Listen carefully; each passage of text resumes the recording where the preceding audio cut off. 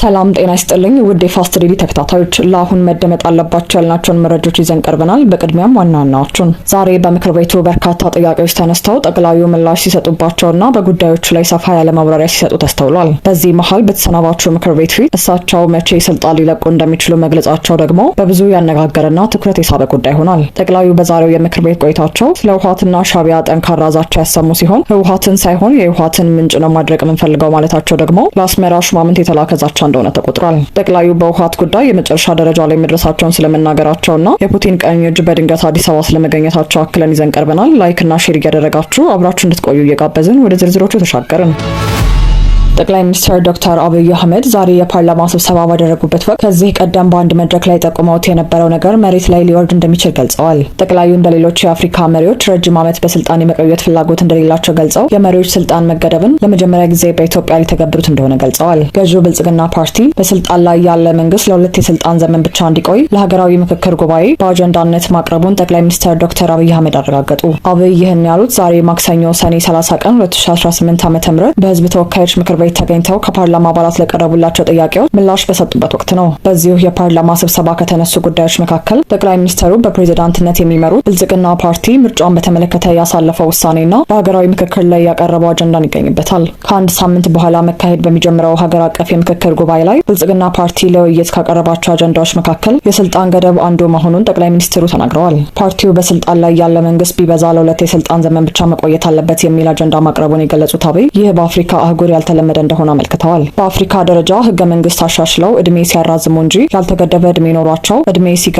ሰምተን አናውቅም ሲሉ ጠቅላይ ሚኒስትሩ ተደምጠዋል። አሁን በስራ ላይ ባለው የኢፌዴሪ ህገ መንግስት የጠቅላይ ሚኒስትር የስልጣን ገደብ በግልጽ አልተቀመጠም። ጠቅላይ ሚኒስትር አብይ በዛሬው የፓርላማ ስብሰባ ፓርቲያቸው ያቀረበውን አጀንዳ ታላቅ እርምጃ ለሀገር የሚጣል ጡብና መሰረት ነው ሲሉ አሞካሽተውታል። አሁን ባለው ስሜት በተሞላ መንገድ መገንዘብ ብንቸገርም ውለን ስናድር ለልጆቻችን አስተማማኝ መሰረት ስለሆነ ኩራት ሊሰማችሁ ይገባል ሲሉም አብዛኞቹ የብልጽግና ፓርቲ ተመራጭ ለሆኑ ተሰናባቾች የፓርላማ አባላት ተናግረዋል። አብይ የመንግስት የስልጣን ገደብን በተመለከተ ሲናገሩ የአሁኑ መጀመሪያቸው አይደለም። የኢትዮጵያ ሀገራዊ ምክክር ኮሚሽን ባለፈው ግንቦት ወር መጀመሪያ ላይ ከራሳቸውና ከሌሎች ከፍተኛ የመንግስት ባለስልጣናት ጋር ባደረገው ስብሰባ ላይ ተመሳሳይ ሀሳብ አንስተው ነበር። ጠቅላይ ሚኒስትሩ በዚህ ስብሰባ ላይ በሰጡት አስተያየት የአስፈጻሚው አካል ያለው የስልጣን ዘመን በህግ ሊገደብ እንደሚገባና ይህ ጉዳይ በምክክር ሂደቱ ውስጥ ሊካተት የሚችልበት ሁኔታ እንደሚኖር ፍንጭ ሰጥተው ነበር። በህገ መንግስቱ ማሻሻያ መሰረት የዚህ ሀገር መንግስት የስልጣን ጊዜ እንዲገደብ ግንባር ቀደም ፈላጊዎች ነን። መገደብ አለበት ብለን እናምናለን።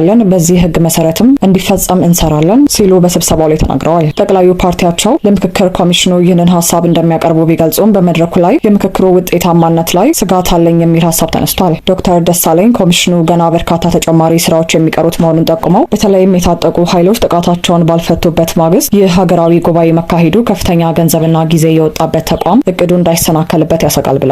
ለዚህም ቀደም ሲል የነበሩትን የእርቅ ሰላም እንዲሁም የማንነትና ወሰን ጉዳዮችን የኮሚሽኖችን ተሞክሮ በማሳየነት ጠቅሰዋል። አክለውም ሀገራዊ ምክክሩ ሲካሄድ ተቋሙ ከመንግስት ተጽዕኖ ሙሉ በሙሉ ነጻ የሚሆንበት አሰራር ሊዘረጋ እንደሚገባና በአሁኑ ወቅት የሚታየውን የችኮላ አካሄድ መቅረፍ እንደሚያስፈልግ አመላክተዋል። በተያያዘ ሌላኛው መረጃ ጠቅላይ ሚኒስትር ዶክተር አብይ አህመድ በህዝብ ተወካዮች ምክር ቤት ቀርበው በሰጡት ማብራሪያ በሀገሪቱ የፖለቲካና የደህንነት ሁኔታ ላይ ከጎረቤት ሀገር ኤርትራና ከህወሓት ጋር ተያይዞ የሚነሳውን ውዝግብ የሚዳስስ እጅግ ቀጥተኛና ጠንካራ ንግግር አድርገዋል። ጠቅላይ ሚኒስትሩ በሰጡት ማብራሪያ ላይ ህወሓትን ከመጥረቢያ ጋር በማመሳሰል ህወሓት እንደ መጥረቢያ ነው፣ መያዣው ኤርትራ ነው ሲሉ ገልጸዋል። የመንግስት ዋና ትኩረትና ፍልሚያም መሳሪያ ከሆኑት አካላት ጋር ሳይሆን ከራሱ ከምንጩ ጋር መሆኑን አስምረውበታል። እንኳን ሻዕቢያ፣ ወያኔና ሱዳን ሌላም ቢጨመር በኢትዮጵያ ሉዓላዊነት ቅንጣት ታክል ስጋት የለም ሲሉ ገልጸዋል። የመንግስታቸው ዋነኛ ትኩረትና ክርክር የችግሩ ተላላኪ ከሆኑት ወገኖች ጋር ሳይሆን ከዋና ላኪዎቹ ጋር መሆኑን የገለጹት ጠቅላይ ሚኒስትር አብይ እኛ ከምንጩ ጋር ነው ትኩረታችን እንጂ ከህወሓት ጋር አይደለም፣ ነገራችን ከላኪዎች እንጂ ከባንዳዎቹ አይደለም ሲሉ አስገንዝበዋል። ይህ የጠቅላይ ሚኒስትሩ ንግግር በኢትዮጵያ በኤርትራና በህወሓት መካከል ያለውን ወቅታዊ የጂኦፖለቲካ ፍጥጫና ከጀርባ ያሉ የኃይል አሰላለፎችን በግልጽ ያመላከተ በመሆኑ በማህበራዊ ሚዲያና በፖለቲካው መድረክ ላይ ሰፊ መነጋገሪያ ሆኗል። የፕሪቶሪያው የሰላም ስምምነት ከተራይ ድርድር ሂደት ባለፈ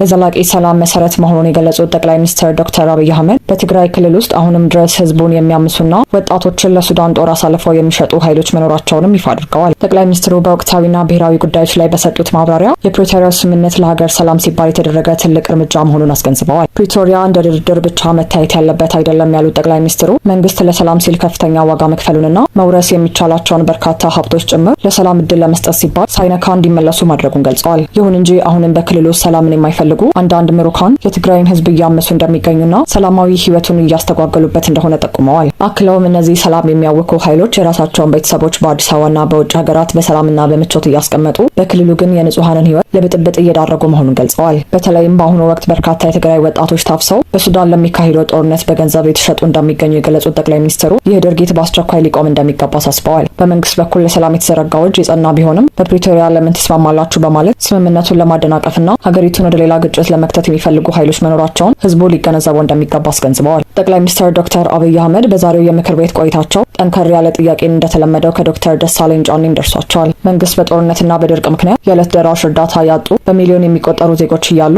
የሰብአዊ ድጋፍ ፈላጊዎችን ቁጥር ከ20 ሚሊዮን በላይ ወደ 2.3 ሚሊዮን ዝቅ አድርጎ ማቅረቡ ፖለቲካዊ ቁጥር ማሳመር እንጂ ከእውነት የራቀ ነው ሲሉ የምክር ቤት አባል ደሳለኝ ጫኔ ለጠቅላይ ሚኒስትሩ ባቀረቡት ጥያቄ ተናግረዋል። በምክር ቤቱ መደበኛ ስብሰባ ላይ ጥያቄ ያነሱት ደሳለኝ ጫኔ መንግስት የመረጃ ማጣራት ስራ ሰርቻለሁ በሚል ሰብአዊ ድጋፍ የሚፈልጉ ዜጎችን ቁጥር እጅግ አሳንሰው ማቅረቡን ተቃውመዋል። በተለያዩ አካባቢዎች ለቤተሰቦቻቸው የሚሆን በቂ ምርት የማያመርቱና ለከፋ ችግር የተጋለጡ በሚሊዮን የሚቆጠሩ ዜጎች መኖራቸውን በመጠቆም ይህንን ቁጥር ወደ 2.3 ሚሊዮን ዝቅ አድርጎ ማቅረብ ፖለቲካዊ ቁጥር ማሳመር እንጂ የዜጎችን ህይወት በተጨባጭ የሚያሳይ አይደለም ሲሉ ወቅሰዋል። ከተለያዩ ዓለም አቀፍ የእርዳታ ተቋማት የሚወጡ መረጃዎችን የጠቀሱት የምክር ቤት አባሉ ተቋማቱ የሚያስቀምጡት ዝቅተኛ ግምት እንኳን ኢትዮጵያ ውስጥ ከ15.8 እስከ 21.4 ሚሊዮን የሚሆኑ ዜጎች በከፍተኛ የምግብ እጥረት ውስጥ እንደሚገኙ የሚያሳይ መሆኑን አብራርተዋል። ዶክተር ደሳለኝ አክለውም መንግስታዊ ያልሆኑ ድርጅቶች የእርዳታ እህል እንዳያከፋፍሉና በመንግስት መከልከላቸውን ድጋፋቸውን ወደ ጥሬ ገንዘብ እንዲቀይሩ መገደዳቸውን ገልጸዋል። ይህ አሰራር አሁን ካለው የገበያ የዋጋ ግሽበት አንጻር በርካታ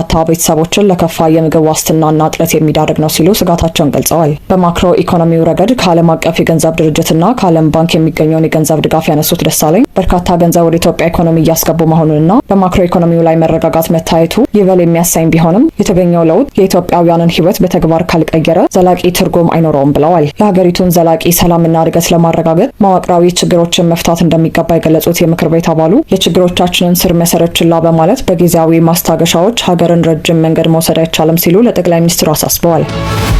በቀጣይ መረጃ የሩሲያው የውጭ ጉዳይ ሚኒስትር ሰርጌይ ላቭሮቭ ቀደም ተብሎ ይፋ ባልተደረገና ድንገተኛ በሆነ የስራ ጉዞ አዲስ አበባ በሌሊት ገብተዋል። በቦሌ ዓለም አቀፍ አውሮፕላን ማረፊያ ሲደርሱም በውጭ ጉዳይ ሚኒስቴር የአውሮፓና አሜሪካ ጉዳዮች ዳይሬክተር ጀኔራል አምባሳደር መለስ አለምና በኢትዮጵያ የሩሲያ አምባሳደር የቭጌኒ ተረኪን አቀባበል ተደርጎላቸዋል። የአፍሪካ ጉብኝታቸው የመጀመሪያ መዳረሻ የሆነው ይህ የላቭሮቭ ጉዞ አሁን ካለው ዓለም አቀፍ የፖለቲካ ትኩሳት አንጻር ሲታይ በርካታ ፖለቲካዊና ዲፕሎማሲያዊ አንድምታዎችን ያዘለ ነው ሲሉ ተንታኞች ይናገራሉ። የላቭሮቭ አዲስ አበባ መግባት የተሰማው ዩክሬን በሩሲያ ግዛት ውስጥ ጥልቅ የሆኑ የድሮን ጥቃቶችን አጠናክራ በቀጠለችበትና ተንታኞች በሩሲያና በኔቶ መካከል ቀጥተኛ ወታደራዊ ግጭት ሊፈጠር ይችላል የሚል ከፍተኛ ስጋት እያንጸባረቁ ባለበት እጅግ ወሳኝ ወቅት ላይ ነው። በመሆኑም ይህ ያልተጠበቀው ጉዞ ሩሲያ ከምዕራባውያን እየደረሰባት ያለውን ፖለቲካዊና ወታደራዊ ጫና ለመቋቋም እንዲሁም በዓለም አቀፍ መድረክ ያልተገለለች መሆኗን ለማሳየት የተደረገ ጂኦፖለቲካዊ እርምጃ ነው። በተለይም እንደ ኢትዮጵያ ካሉ ቁልፍ የአፍሪካና የብሪክስ አባል ሀገራት ጋር ያላትን ስትራቴጂካዊ ትስስር በማጠናከር የምዕራባውያንን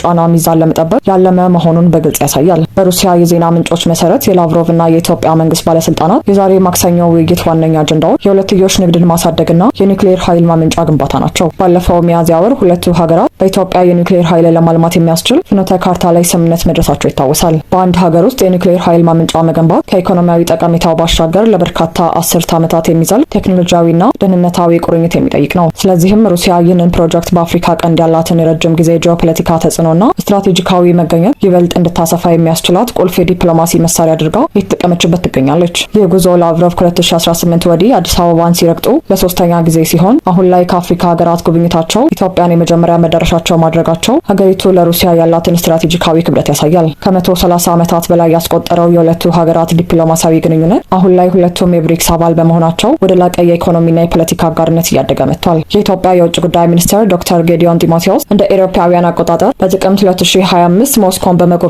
የሁለቱን ሀገራት ስትራቴጂካዊ አጋርነት ማጠናከራቸውና በጋራ ቀጠናዊ ጉዳዮች ላይ መምከራቸው የዚሁ ፖለቲካዊ ጥረት አካል ነው። የላቭሮቭ አዲስ አበባ መምጣት ሩሲያ ከኔቶ ጋር ያላትን ውጥረት እያየለ በመጣበት በዚህ ወቅት በብሪክስ ጥላ ስር ያሉ አጋሮቿን በማስተባበር ምዕራባውያን መሪ የሆነውን የዓለም ስርዓት ለመሟገትና የኒውክሌር ዲፕሎማሲን እንደ ዋነኛ የውጭ ፖሊሲ መሳሪያ በመጠቀም በአፍሪካ ያላትን ተጽዕኖ በጠንካራ መሰረት ላይ ለመገንባት እያደረገችው ያለውን ሩጫ የሚያሳይ ነው ሲሉ የፖለቲካ ተንታኞች ይናገራሉ። የተወደዳችሁ የቻናላችን ቤተሰቦች ሀሳቦች ለአሁን ለእናንተ ይመጥናሉ፣ ብታዳምጧቸው ታተርፉበታላችሁ ብለን የመረጥንላችሁ ዕለታዊ መረጃዎቻችን እነዚህን ይመስሉ ነበር። በተመሳሳይ ሀገራዊና ቀጠናዊ ጉዳዮችን ይዘን እስከምንገናኝ ቸር ቆዩ።